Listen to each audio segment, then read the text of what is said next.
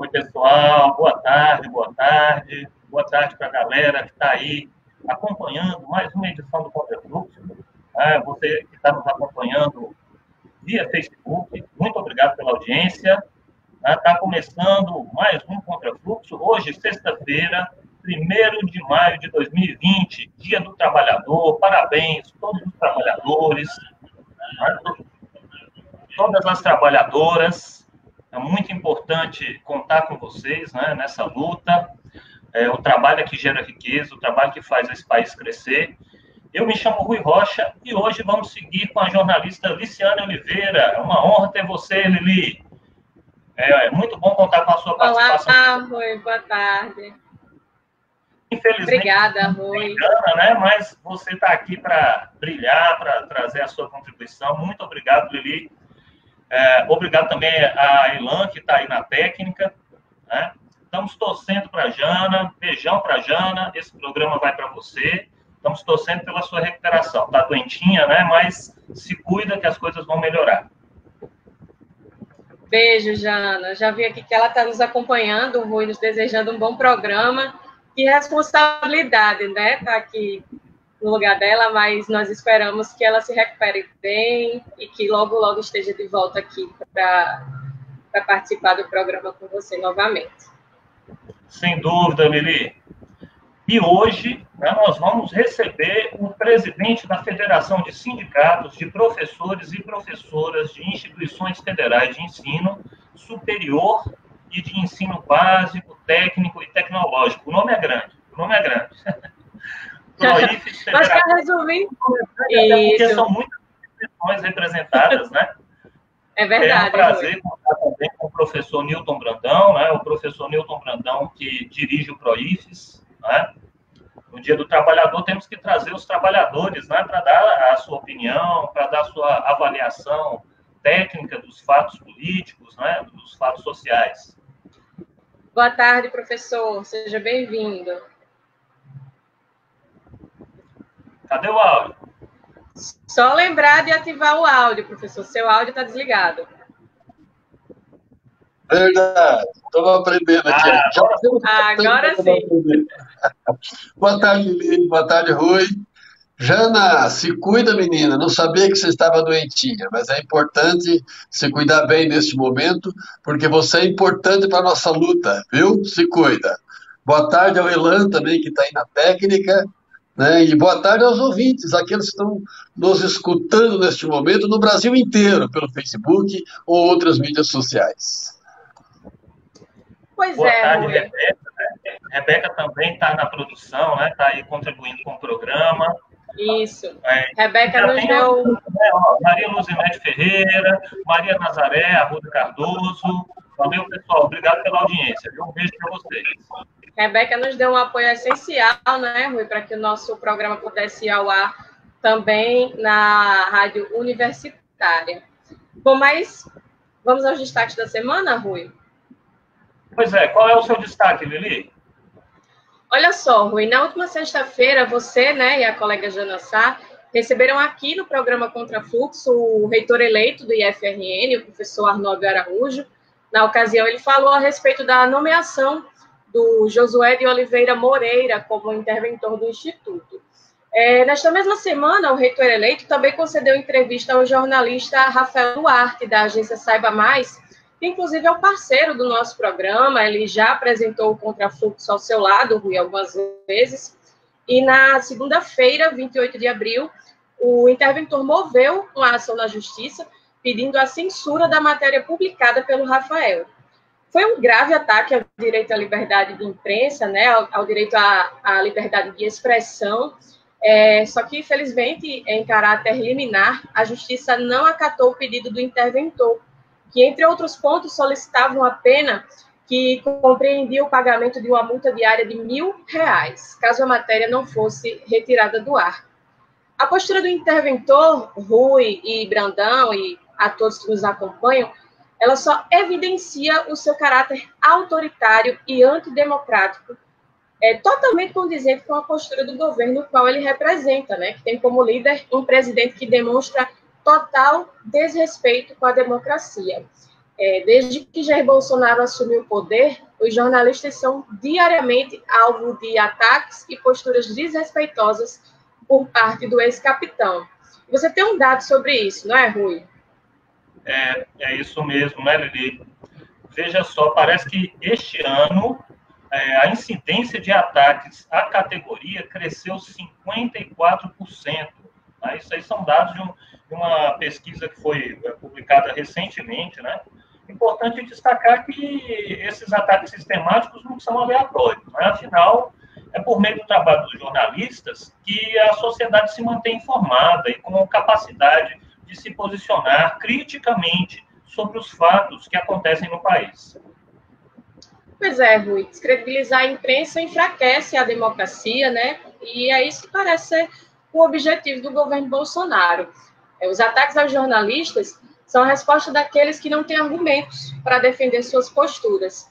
Afinal, é mais fácil se vitimizar, como fez um interventor do IFRN, ou afirmar que tudo que parte da imprensa é fake news, como faz o presidente Jair Bolsonaro.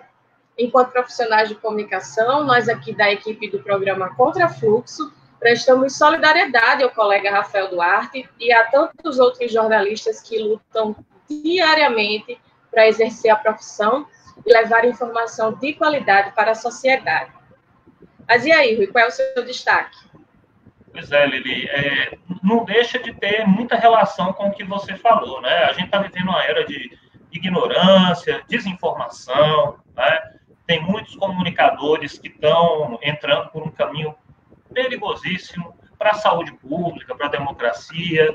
Infelizmente, tem muitos empresários, muitos políticos que estão apostando mesmo na ignorância, no ódio. Né? Isso tem a ver com este momento que nós estamos vivendo na saúde pública. Né? Nós estamos entrando na fase crítica do coronavírus. E só cada vez mais ridícula aquela conversa fiada de gripezinha, uma gripezinha, o brasileiro resiste a tudo, um resfriadinho. Isso aí soa ridículo quando a gente tem mais de 80 mil casos no Brasil. Ontem foram registradas 5.901 mortes. É muita gente em pouquíssimo tempo. Veja só, que absurdo. E as pessoas, é engraçado, né? Porque quando morriam 600 pessoas por dia na Itália, as pessoas se consternavam. Mas agora estão morrendo 400, 500 pessoas por dia no Brasil. Né? E aí a gente ouve o presidente dizer, e daí?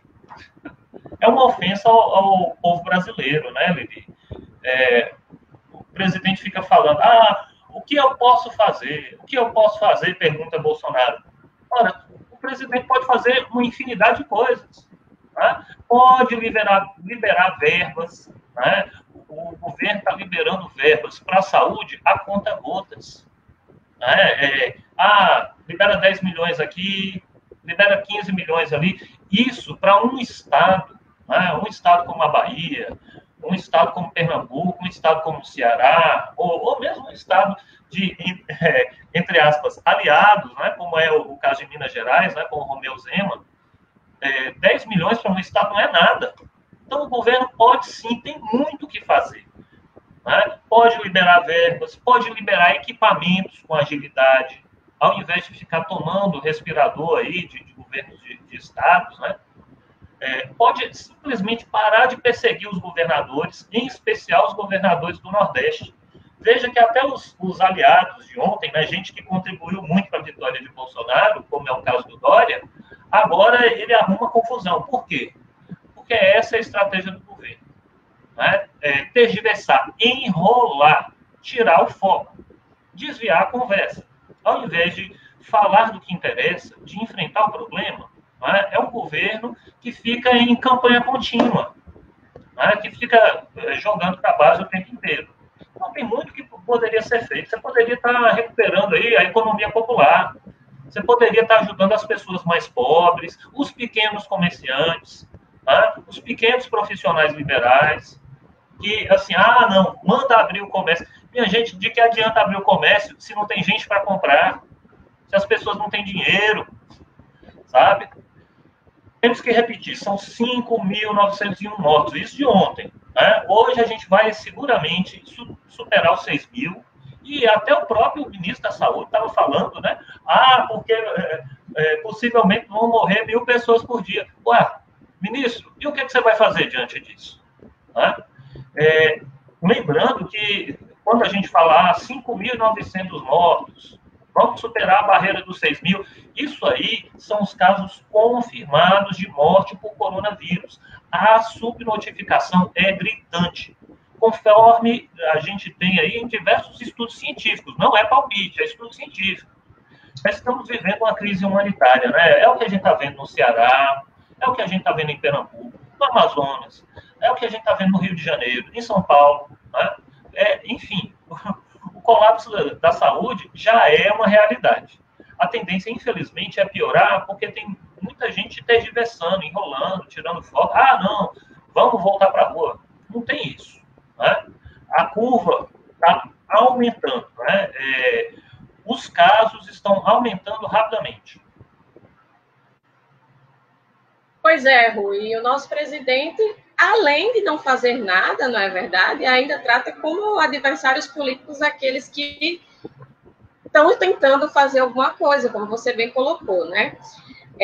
Sempre vão explicar que ciência não é opinião. Quando se diz que muita gente tem a doença, que morre sem diagnósticos, porque há estudos científicos, né? Estudos científicos sérios que afirmam isso. Não se trata de um palpite. A subnotificação, como você falou, é uma certeza. Então, a gente tem muitos mais casos por aí que não são registrados. A gente precisa de tratar esses casos apenas como números e tratar como pessoas, de fato. Né? A gente precisa humanizar esses números. No Brasil, morreram mais pessoas do que na China. Né? Nossos números são bem piores do que os nossos vizinhos. Só no Amazonas morreram mais pacientes do que em 9 países da América do Sul. Enquanto isso, né, a Argentina registrou 218 mortes, a Venezuela registrou 10 e o Paraguai 9. Qual é a diferença desses países aqui para o Brasil, Rui? A diferença é que esses países eles se prepararam, eles ouviram os especialistas, eles adotaram medidas drásticas para o distanciamento social. Pois é, né, Lili?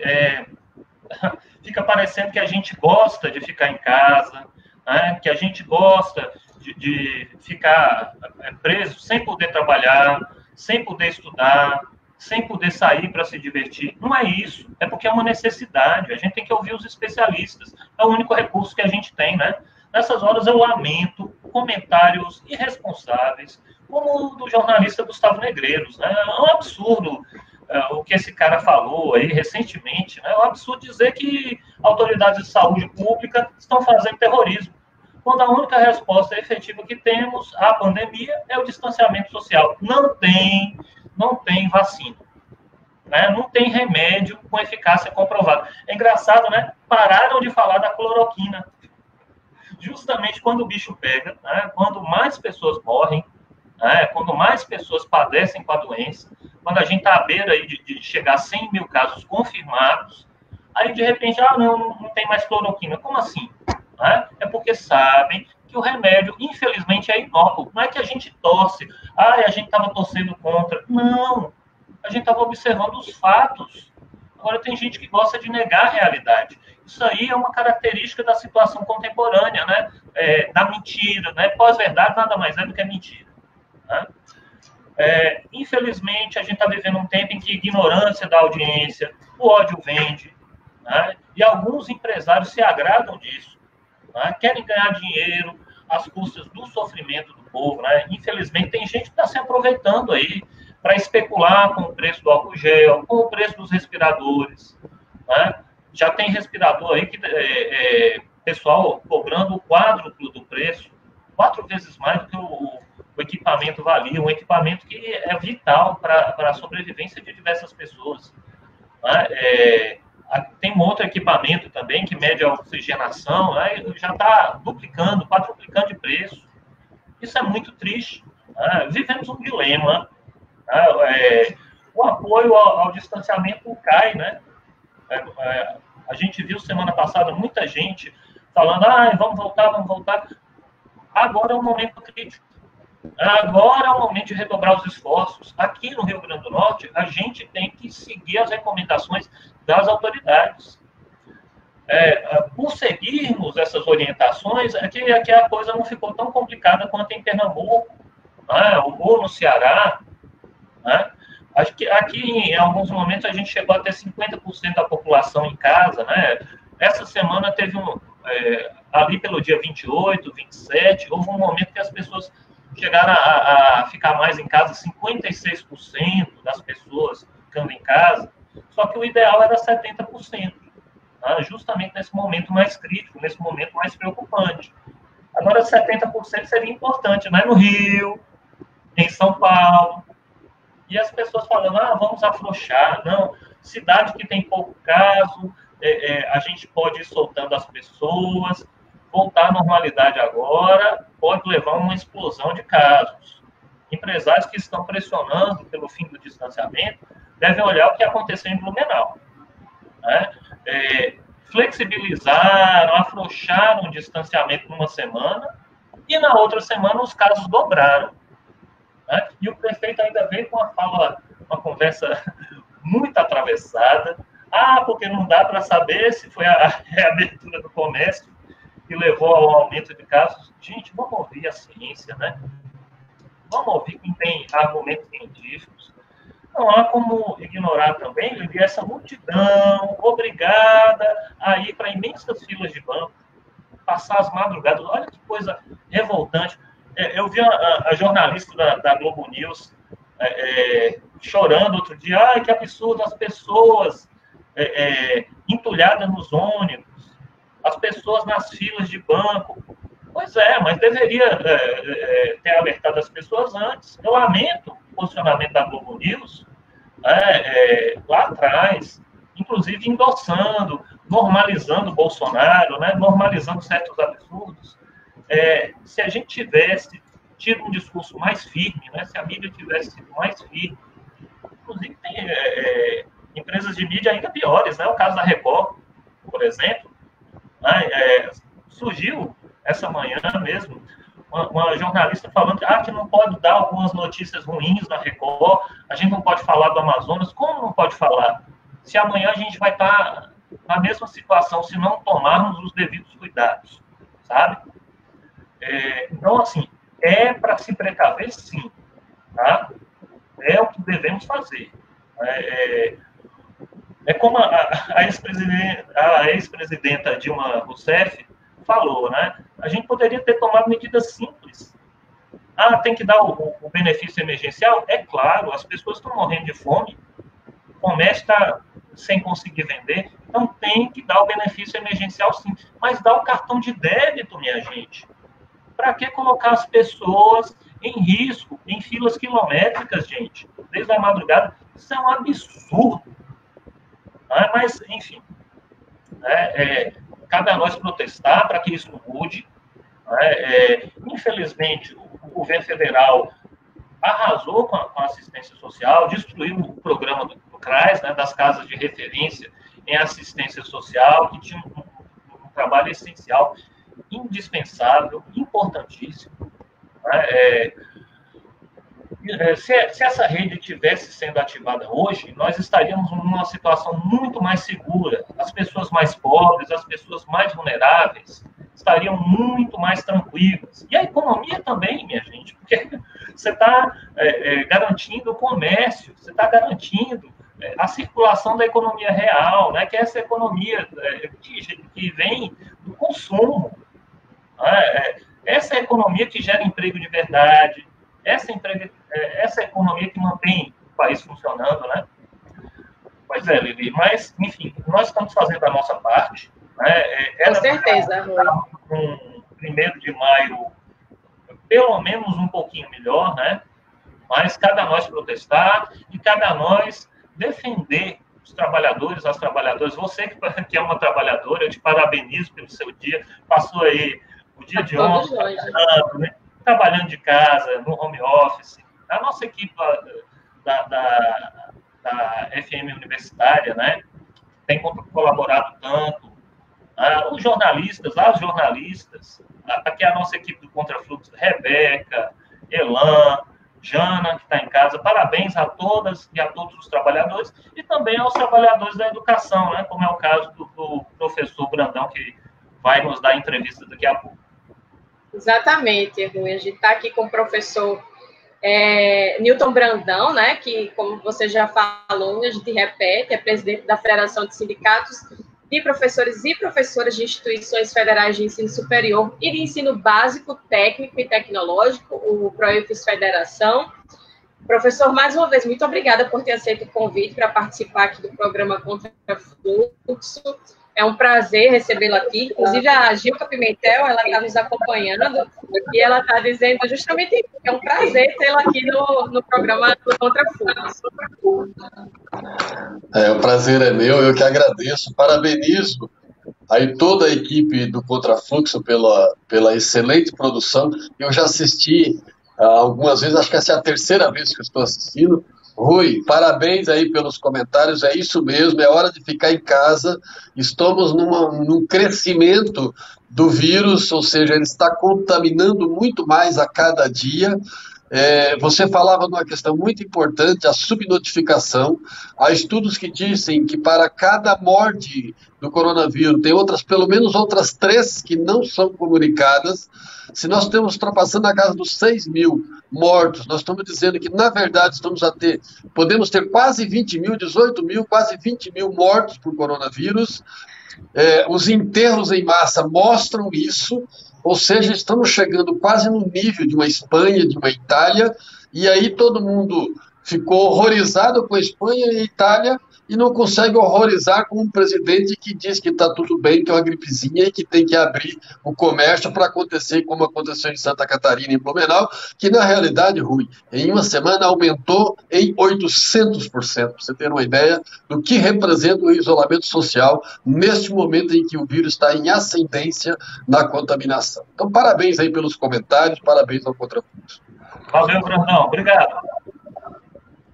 Professor, e toda essa situação, né, torna esse 1º de maio um 1º de maio histórico, né? O Brasil, ele atravessa uma das maiores crises sanitária, política, econômica, né, uma crise institucional, né? São das maiores que o país já enfrentou ao longo das décadas. Aliado a isso, os trabalhadores sofrem, né, as consequências de fortes ataques aos direitos sociais e aos direitos trabalhistas, né? Como a gente tem falado aí, o Dia do Trabalhador atípico, né, em virtude da pandemia, isso que exige das pessoas o isolamento social. Então, os tradicionais atos de rua foram substituídos por atividades nas redes, né? Isso é uma situação que deve se tornar recorrente daqui para frente. Nossa primeira pergunta para você, Brandão, é como o movimento sindical está se preparando frente a esse desafio, né? Um desafio de rever suas formas de luta. É bem desafiante este momento político. Felizmente, eu tenho visto que realmente nós temos conseguido uma interação social através das redes sociais. Agora, em relação ao movimento sindical, Lili, é recorrente a cobrança do movimento sindical por renovações. Há uma crítica sistemática de que greves não resolve mais, que assembleias intermináveis não resolve mais, reuniões presenciais que não acabam mais não resolvem, e por conta disso, o movimento social precisa se reinventar. Eu tenho que dizer que o PROIFES Federação veio para fazer diferente. O PROIFES Federação tem sido exemplo no movimento sindical. Nós, desde a sua origem, no PROIFES 2004, 2007, 2012, temos vivido experiências de ações sindicais através da internet. Nós temos sindicatos que as eleições são totalmente através da internet e tem funcionado relativamente bem. Na assinatura dos acordos que o PROIFES desenvolveu em 2012, 2015, já em 2007, o PROIFES fez uma consulta pela internet onde dezenas de milhares de trabalhadores participaram. E deu muito certo, quer dizer, a representatividade aumentou significativamente. Então, nós já temos uma experiência histórica positiva. O que nós estamos vivendo neste momento é um reaprendizado disso e uma ampliação disso para o PROINFES Federação e para os seus sindicatos. Estamos vivendo hoje um 1º de maio, saudar aqui todos os trabalhadores e trabalhadoras do Brasil, né, totalmente virtual. As centrais sindicais estão com eventos nacionais. Agora, neste período, ainda está acontecendo uma live das centrais sindicais com artistas, com representação, e a gente tem visualizado uma participação muito grande e muito significativa das diversas entidades e da participação da sociedade como um todo. Então, eu estou otimista, eu acredito que vai ser uma alternativa muito boa e um dos resultados positivos desta pandemia. Do ponto de vista da atuação, por exemplo, do Congresso Nacional e de reuniões em Brasília, para que possamos articular com os parlamentares o que a gente precisa e que a gente vem fazendo sistematicamente. Tem que agendar uma reunião no Congresso Nacional com o deputado, com a deputada, enfim, com um conjunto de deputados, movimentar um volume significativo de professores e professoras para Brasília para fazer esta reunião. Hoje, você consegue contactar através das assessorias ou diretamente com os deputados e senadores, um momento, um horário na casa de cada um, né? Nós sentamos, nós tivemos recentemente uma reunião do CD da federação, né, com a deputada Rosa Neide, por exemplo, com outros deputados, foram a Margarida Salomão, a Maria do Rosário, enfim, diversos parlamentares estiveram participando nisso, onde nós avaliamos a situação atual, o enfrentamento no Congresso Nacional, a necessidade de combater esse governo que sistematicamente ataca os trabalhadores. Amanhã o Senado vai votar uma nova medida que praticamente congela o salário dos servidores públicos por 2 anos, e nós estamos numa movimentação intensa na Caixa Postal dos Senadores, através de lives, através de massificação nas redes sociais, para que os senadores entendam que não é atacando os trabalhadores, não é atacando o servidor público, que é quem está na frente de luta com os trabalhadores, de combate ao coronavírus, não é atacando esses trabalhadores que nós vamos ter a solução para o problema. Portanto, eu acredito que o PROINFES Federação é apenas um reforço de que é possível lutar, é possível usar as tecnologias com eficiência, né, e o movimento sindical com certeza vai se reinventar a partir desta nova realidade do coronavírus. Professor, por falar em ataques, né, aos servidores, Rui tem uma pergunta, né, Rui, agora? Pois é bem nessa linha, viu, o Grandão? Porque é o seguinte, a gente está vendo tantos ataques, né? Inclusive uma tentativa de colocar na conta do servidor público a responsabilidade pela crise. É como se não tivéssemos observado tantos cortes, né? Corte na saúde, corte na educação, cortes que afetaram o investimento público, que foram por parte do governo federal. Né? Como é que você analisa isso, essa tentativa de colocar na conta do servidor público a culpa pelo coronavírus? Né? Não, vou cortar do servidor público e, de repente, investir no combate ao coronavírus. Como o projeto da federação está enfrentando essa situação? Rui, isso é importante que a sociedade entenda. A sociedade precisa entender que o servidor público é a cara da apresentação do serviço público que a população precisa. Se eu ataco o servidor público e se eu coloco o serviço público como o inimigo da sociedade, este inimigo da sociedade é uma mentira, porque quem vai sofrer é a própria sociedade, porque ela vai deixar de ter o serviço público. Eu tenho dito que essa pandemia veio para dizer que nós precisamos de mais Estado e não de menos Estado.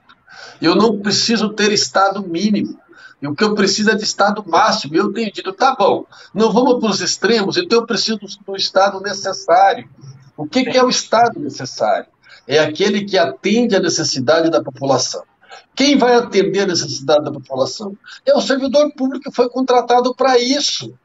Então, assim, infelizmente, os governos históricos conseguiram passar para a sociedade, né, de que o servidor público é ineficiente, que o servidor público ganha demais. São mentiras que eu não sei como elas se consolidaram, porque se você pega o executivo, por exemplo, tem mais de 600 mil servidores, que o salário está aí na faixa de R$2.000, R$3.000. Onde é que estão marajás nessa situação? Quer dizer, fala de um marajá de um ministro que ganha R$33.000, no presidente do Supremo Federal, sei lá, no executivo, no legislativo principalmente, que tem salários melhores. Agora, a grande maioria dos servidores públicos são injustamente taxados de marajás, mal conseguem sobreviver com o salário que ganham com alguma dignidade, e são taxados de marajás. E, neste momento, mesmo na pandemia, olha que absurdo, mesmo na pandemia, né, todas as ações que estão sendo desenvolvidas, ela está com os trabalhadores. Estamos no 1º de maio. Eu vou tentar ampliar isso. Acho que, claro, podemos discutir o trabalhador de modo geral, até acredito que é importante isso, mas todas as ações do governo, elas atacam o direito dos trabalhadores. Veja o projeto de lei da carteira verde e amarela, reduz direitos, é uma mini reforma trabalhista, uma reforma que já foi feita e que não sobrou pedra sobre pedra, onde praticamente todos os direitos dos trabalhadores foram eliminados, não sobrou quase nada. Pega a proposta... É importante você falar disso porque justamente eles prometem que essas medidas geram emprego e no final o emprego vai diminuindo cada vez mais. É absurdo. A reforma trabalhista, o grande mote do governo e dos defensores da reforma trabalhista é que ela ia gerar emprego. Nós dizíamos que o Chile fez o mesmo debate, a mesma discussão, que era fazer reforma para poder gerar emprego. O Chile, a população, a grande maioria desempregada. E cadê os empregos no Brasil com a reforma trabalhista? Os empregos só aumentam. Ontem saiu uma nova estatística que aumentou para 12,5% da população ativa desempregada. O desemprego só aumenta e ele vai aumentar muito mais com a pandemia do jeito que vai indo, porque as ações que estão vindo atacam o direito dos trabalhadores novamente. Veja, o que o governo aprovou, o que o Congresso aprovou. O Congresso aprovou redução de salários dos trabalhadores, que pode chegar a 70%. O Congresso aprovou demissão do trabalhador com redução de direitos em relação ao fundo de garantia. O Congresso aprovou redução de jornada de trabalho com redução de salários. Portanto, você traz para o servidor público e para os trabalhadores em gerais o preço da pandemia.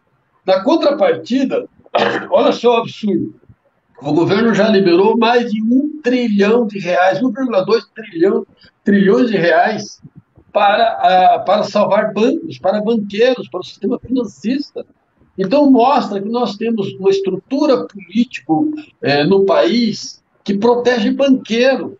Né? Se você trabalhar, a reforma da Previdência acabou com a aposentadoria no país, acabou com os direitos sociais nesse país. Então, todas as ações que estão apresentando nesta pandemia, elas vêm no sentido de tirar direito dos trabalhadores. E os servidores públicos, em especial nossos professores e professoras desse país, né, virou inimigo 2 vezes. Nós temos um ministro da Educação que sistematicamente menospreza os professores, ridiculariza os professores, ridiculariza a ciência. E, em contrapartida, nós estamos vendo que a produção da ciência, a produção da luta contra o coronavírus estão nas universidades. Aonde que a gente escuta, pergunto para os trabalhadores do país, aqueles que estão escutando, aonde que você vê alguma solução para atender as demandas do coronavírus, para atender aqueles que estão sofrendo neste momento, que não seja de servidor público, que não seja os trabalhadores da área da saúde, que não seja a preocupação com a educação, que não seja a ciência que está sendo produzida nos laboratórios das universidades brasileiras. 99% da pesquisa no Brasil é produzida nas universidades e institutos federais. Os professores estão em casa trabalhando, atendendo alunos, tentando minimamente minimizar os riscos que os alunos estão sofrendo, tocando os seus projetos de pesquisa. Precisa lembrar, dizer que um projeto de pesquisa não tem hora. um projeto de pesquisa ele é desenvolvido diuturnamente, de manhã, de tarde, de noite. Uma pesquisa de laboratório não tem horário, ela vai ser feita sábado, domingo. Os alunos estarão lá, os professores estarão lá. E é este o resultado que vai trazer o benefício para a sociedade. Então, atacar o servidor público, retirar direito do servidor público, isso com certeza só vai precarizar mais ainda a sociedade. Eu vou concluir a reflexão da pergunta, Rui, com um testemunho que eu vi recentemente. Todos assistimos, a Globo, outros meios de comunicações, sugeriram, inclusive, momentos específicos para bater palma para o pessoal da saúde. Merecem todo o nosso respeito, quem estão, inclusive, uma grande quantidade morrendo para defender a sociedade, para defender o povo, porque estão sendo contaminados, estão morrendo também, mas essa servidora dizia assim: eu não quero que batam palmas para mim, eu quero que meus direitos sejam reconhecidos, eu quero ter equipamentos, porque muitos de nós estão morrendo porque não temos equipamentos de proteção para atender o coronavírus, eu quero ter equipamentos de proteção para poder fazer o meu trabalho, eu quero ter condições de trabalho, eu quero ter a infraestrutura necessária para poder trabalhar. Então, troquem as palmas pelos meus direitos, porque é disso que eu preciso. Exatamente, né, Brandão? Poxa, esse governo cortou bilhões e bilhões da saúde, né, da pesquisa, né, de forma lamentável. Esse governo tem cortado investimento público que salvaria vidas nesse momento, né? Mas, Brandão, o coronavírus mostrou, evidenciou, escancarou de forma ainda mais dramática a desigualdade absurda, né, que penaliza os trabalhadores brasileiros. A gente tem que lembrar disso no 1º de maio. Né? Depois de muita relutância, o governo fala em emissão de moeda para combater o desemprego, ainda que pague de forma bem vacilante. Né? Observando as inúmeras contribuições de institutos e universidades no combate à crise, seria possível pensar num plano de recuperação econômica que passasse por forte investimento em saúde, ciência e tecnologia, gerando emprego e renda? Não teremos solução se não for isso que você pergunta. Esse é um debate, vamos dizer, do pós-pandemia, né? Eu tenho dito que não tenho dúvida de que a realidade pós-pandemia não é a realidade que nós estamos vivendo hoje. Nós vamos ter que aprender a conviver com uma nova realidade. E eu espero que essa nova realidade seja algo positivo. E para mim tem alguns pré-requisitos. O primeiro precisamos convencer o nosso governo, Bolsonaro e sua equipe, de que nós vivemos num momento sério e a vida precisa ser protegida. Isso é preliminar. Por quê? O coronavírus não vai acabar daqui a um mês. O HN1, até hoje, as pessoas estão morrendo. A dengue continua matando milhares de pessoas por esse país afora. Portanto, essa é uma luta diuturna que precisava ser feita pela ciência, pelo nosso espaço de saúde, etc. Então, precisamos entender que o vírus também não vai acabar de uma hora para outra. Portanto, precisamos imaginar.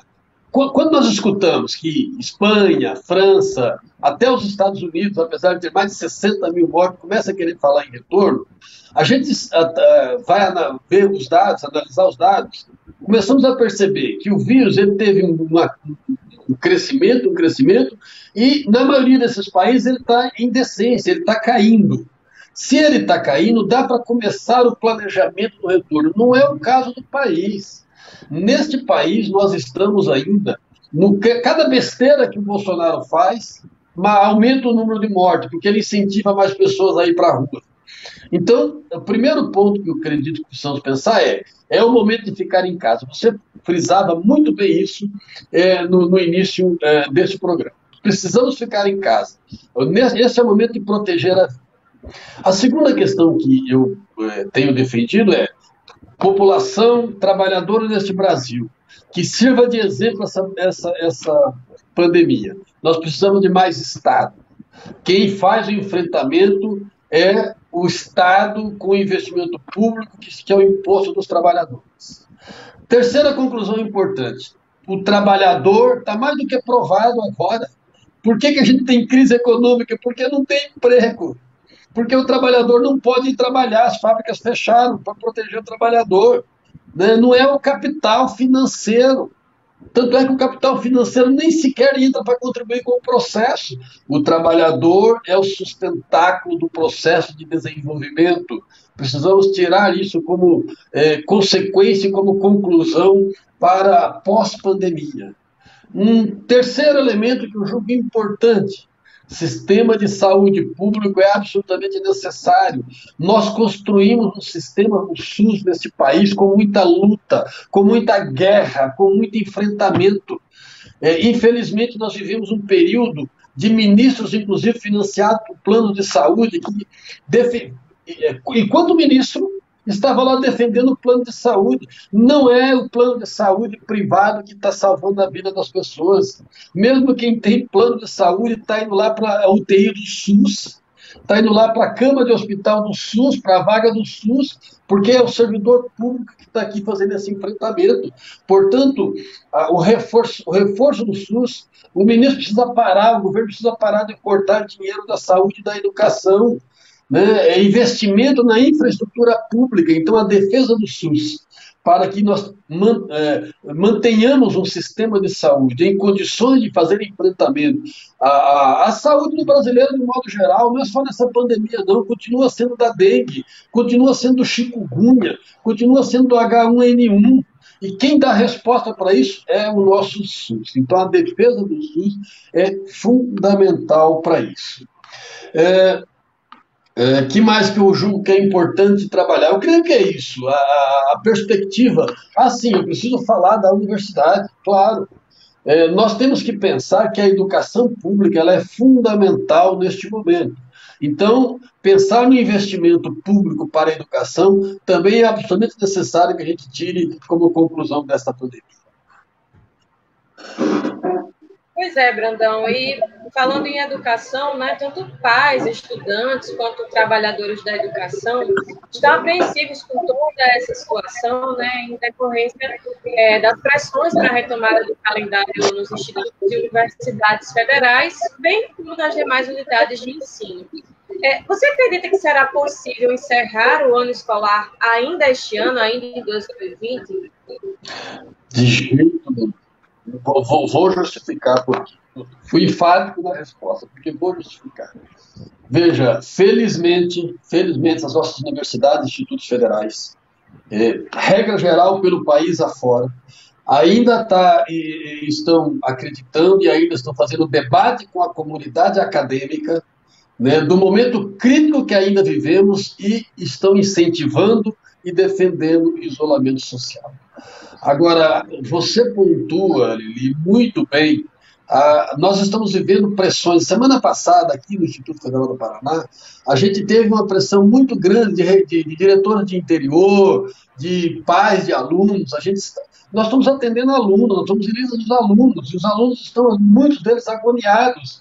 Portanto, os professores não estão parados, estão trabalhando. E agora, o que a gente faz? Então, a pressão é real, ela existe. Agora, eu tenho feito a seguinte reflexão: por que o calendário acadêmico precisa obedecer ao calendário civil? A nossa vida não é feita em semestres, não é feita em anos. Virar o ano civil não acaba a vida a partir de 31 de dezembro, a vida continua e precisa ser vivida, e deve ser vivida com qualidade. Por que o calendário precisa terminar dia 23 de dezembro, antes do Natal, ou dia 31 de dezembro? Eu digo 23 porque é o que tem acontecido. Os professores trabalham até praticamente a véspera do Natal. Por quê? E tem países que o calendário, inclusive, ele é diferenciado, não tem essa lógica de janeiro a julho e julho a dezembro. Nós já vivemos realidades nas universidades federais, nas universidades, nos sistemas de ensino estaduais e municipais, onde você tiveram reivindicações de trabalhadores que levaram à greve, porque não teve negociação e foi preciso ter a greve. Essas greves duraram, em alguns casos, 4 meses ou mais de 4 meses.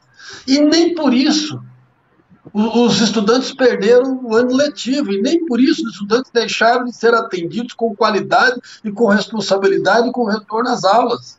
Nós, professores, que já temos uma certa caminhada, um certo tempo de ensino, vivemos isso em vários momentos da nossa carreira. Então, o que eu digo, pai, mãe, estudantes? Calma, calma. Neste momento é preciso proteger a vida. Retornar neste momento, nas condições que estão dadas, é pedir para matar parte da nossa população, é pedir para comprometer, porque a infraestrutura de botar alunos, 40 alunos numa sala, 50 alunos, 30 alunos numa sala, a 20 centímetros um do outro, muitos que nem sabem que estão contaminados, que estão transmitindo o vírus, esse vírus volta para dentro de casa, vai matar o pai, vai matar a mãe, vai matar o avô, vai matar a avó. Você quer ser responsável por isso? Pergunta para o estudante que está aí hoje. Eu pergunto para o pai e para a mãe que está aí hoje. Pai e mãe, que eu vou dizer.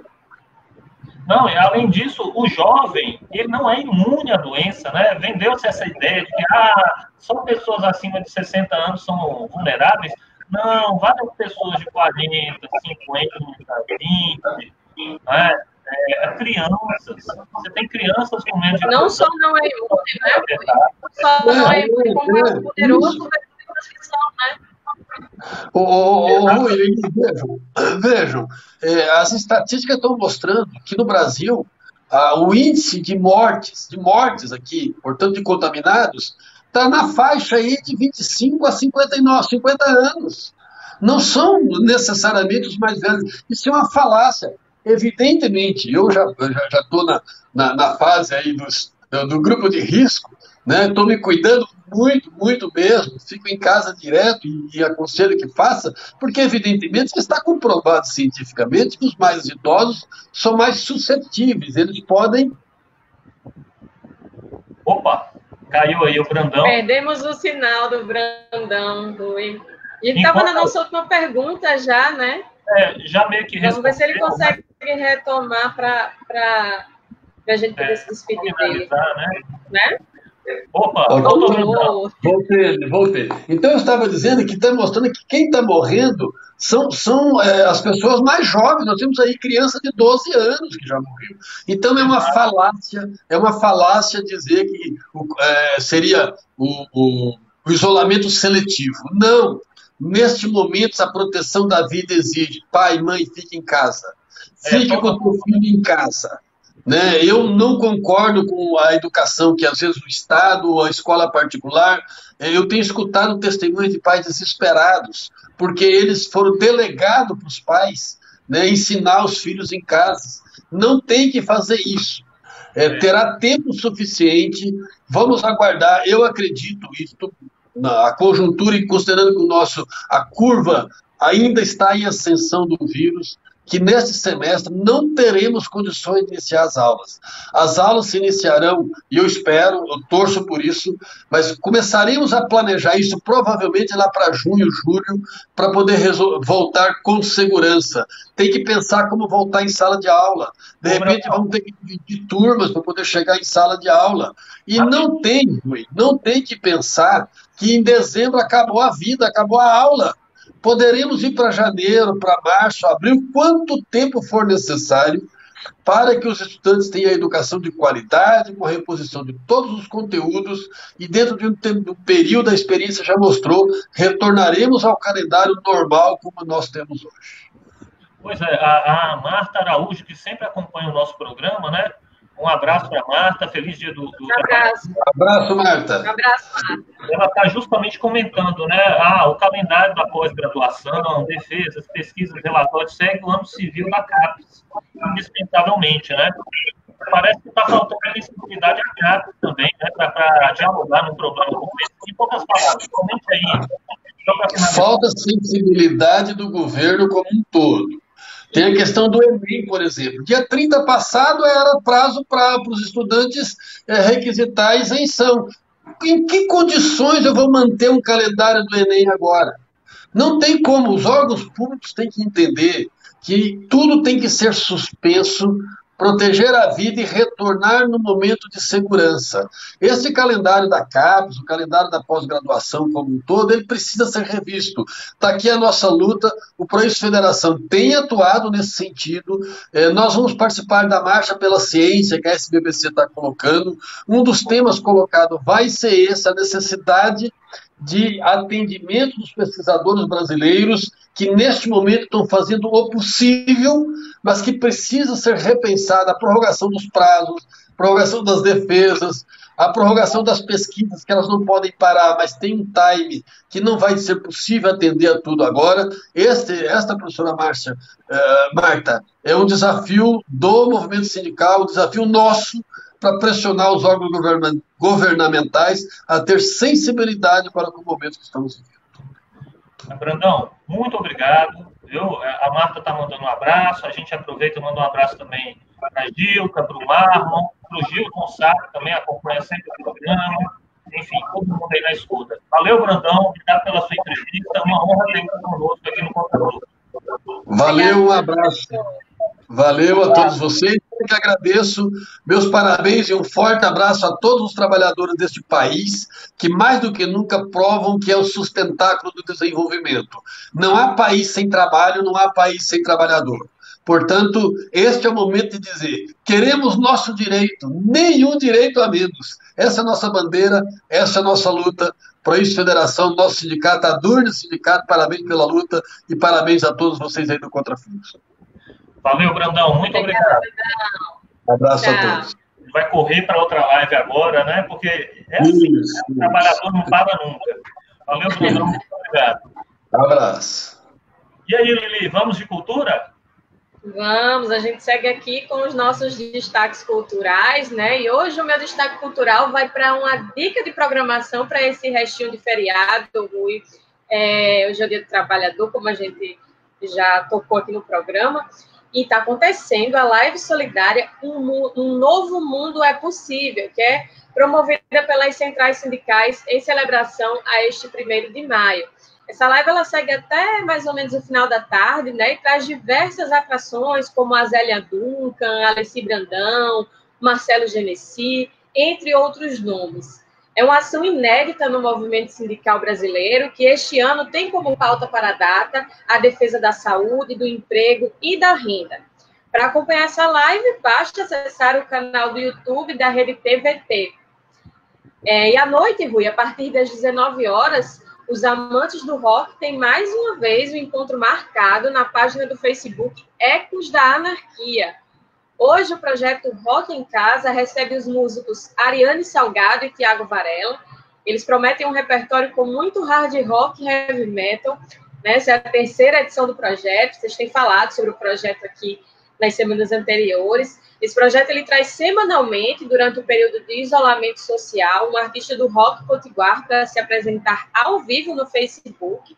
E, para além de entreter o público, ele tem um objetivo muito importante, né? Ele visa contribuir com a renda dos artistas que tiveram suas apresentações canceladas diante da pandemia do novo coronavírus. Então, quem desejar contribuir com o projeto, pode enviar uma mensagem lá na página Ecos da Anarquia para obter mais informações.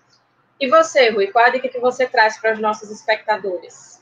Boa, né, Lili? Você trouxe aí uma dica bem pesada, né? O rock. Parabéns para a galera do Ecos da Anarquia. Né? E também para a live dos trabalhadores, que vai ter muitas apresentações bacanas, né? Diversos artistas. Isso. Né? Lá na TVT. Lili, apresentações bacanas e mensagens importantes também, né, Rui, neste momento. Sem dúvida, com muita mobilização política, combinando arte e cultura, né? Arte, cultura, engajamento, isso é muito importante. A cultura tem uma grande contribuição para a política, a arte traz uma grande contribuição para pensar a sociedade, né? Para a gente enfrentar, inclusive, o problema da pandemia, né? Mas a minha dica, Lili, é sobre a cooperativa cultural. Eu aproveito para convidar, né, nossos espectadores para comprarem na cooperativa cultural, né, que está passando por dificuldades devido ao distanciamento. Né, já que todo mundo está em casa, a gente não está podendo sair e comprar lá na cooperativa. A cooperativa é um espaço já histórico, né, décadas dedicadas à cultura, sempre com apresentação musical também, sempre incentivando as artes, vários lançamentos de livros. Bem, para quem quer apoiar a cooperativa nesse momento, você pode ir lá no site, busca lá no Google Cooperativa Cultural, né? Você pode consultar o acervo, você pode visitar a página do Facebook, né? E você pode também comprar voucher, né? Voucher no valor de R$100, 150, enfim. O importante é contribuir. Como é que você faz para contribuir? Tá? Basta enviar mensagem para o WhatsApp, né? Pelo número 99864-1991. Repetindo, 99864-1991. Na próxima semana eles vão retomar o atendimento, né, com entregas. Então você pode fazer encomendas. É muito importante, né? Apoiar as pequenas livrarias, esses espaços culturais são indispensáveis. Eu vou até falar de livros que eu andei comprando lá na Cooperativa Cultural, né? O primeiro é Informação da Literatura Potiguar, do grande Tarcísio Gugel. Está aqui o livro, muito bacana, né? Tarcísio, que é um homem das letras, da cultura, apresentou por anos e anos o Memória Viva, né? Esse livro é muito importante, que acaba falando de grandes escritores potiguares. Tá aí a minha dica, Informação da Literatura Potiguar. Né? Outra dica, eu trago o livro aí do Márcio Benjamin, é um cara que escreve muito bem, né? Inclusive está tendo suas obras adaptadas para o cinema, né? Lançou livro recentemente nos Estados Unidos. O Márcio escreveu o livro Fome, né? É um livro bem interessante, que traz, né, essas histórias de zumbis, essas histórias, né, de terror, de suspense, para o cenário potiguar, o cenário do interior potiguar. Então, muito bacana o livro dele, Márcio Benjamin, Fome, mais um livro editado pela Jovens Escribas, uma editora muito importante. Rui. Adorei sua dica, viu? Adoro literatura de zumbi. Adoro essa coisa do mundo pós-apocalíptico. Mas é para pensar a nossa sociedade, né, Vivi? É uma metáfora para a nossa sociedade. Com certeza. Bom, a gente está chegando ao fim de mais um programa Contrafluxo, né? Eu queria agradecer a todos que nos acompanharam aqui na live. Muito obrigada pela audiência. Obrigada, Rui, pela confiança mais uma vez. Desejo melhoras à nossa colega Jana Sá, para que ela possa estar de volta em breve. Beijo, Jana. Beijo, Jana. Melhoras. E a gente dedica também esse programa a todos os trabalhadores, a todas as trabalhadoras, né? Em especial os profissionais da saúde, tão vulneráveis num momento como esse, né? E aos profissionais da educação também, professores, servidores técnicos administrativos, né? Então, os servidores públicos que estão aí ralando bastante para enfrentar essa pandemia. Né? Lembrando, você pode também acompanhar o nosso programa na página do Facebook, pelo Instagram. Você pode mandar comentário, críticas, sugestões. Né? Pode compartilhar com seus grupos de WhatsApp, com os familiares. A gente se encontra aqui na próxima sexta-feira, às 12h30, pela FM Universitária, né? Ou então pelo Facebook.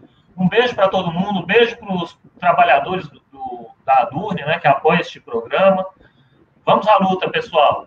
Um bom 1º de maio. Vamos à luta, Rui. Tchau, gente.